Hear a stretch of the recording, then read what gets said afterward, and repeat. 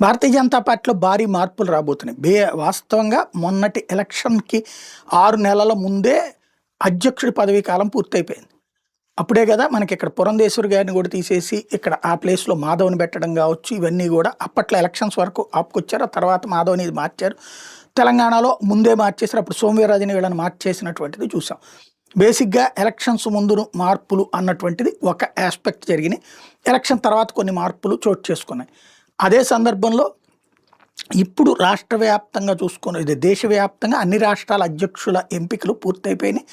ఇక జాతీయ అధ్యక్షుడైన నడ్డా పదవీ కాలం ఎప్పుడో పూర్తయిపోయింది. అందులో ఒకే మనిషికి 2 పోస్టులు, ఓ పక్కన అధ్యక్ష స్థానం, రెండో పక్కన మంత్రి పదవి అన్నటువంటిది కరెక్ట్ కాదు అన్నటువంటిది వాళ్ళ పార్టీ ఆ మధ్యన చెప్పుకొచ్చింది. కాకపోతే ఈయన కోసం కొంత ఎగ్జామ్షన్ ఇచ్చారు. ఎందుకంటే తమ మాట అమిత్ షా అంతా నడిపిస్తాడు, పేరుకి అధ్యక్షుడిగా నడ్డా ఉంటుంటారు.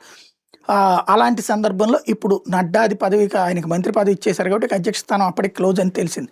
కానీ ఈ లోపు ఢిల్లీ ఎలక్షన్ అని, హర్యానా ఎన్నికలని చెప్పి, మహారాష్ట్ర ఎన్నికలని, బీహార్ ఎన్నికలని ఆపుతూ వచ్చారు. ఇప్పుడు బీహార్ ఎన్నికల్లో కూడా విజయం సాధించినటువంటి నేపథ్యంలో నడ్డా ప్లేస్లో కొత్త అధ్యక్షుడి ఎంపిక త్వరలో జరగబోతుంది. అదే సందర్భంలో ఓ 3-4 మంత్రుల్ని రాష్ట్రాల యొక్క పార్టీ బాధ్యతలు అప్పచెప్పి రాష్ట్రాల్లో ఉన్నటువంటి కొంతమంది నేతల్ని మంత్రివర్గంలోకి తీసుకుంటారన్నటువంటి ప్రచారం కూడా జరుగుతుంది. ఏం జరుగుతుంది ఈ మార్పు చేర్పులు అన్నది చూడాల్సి ఉంది.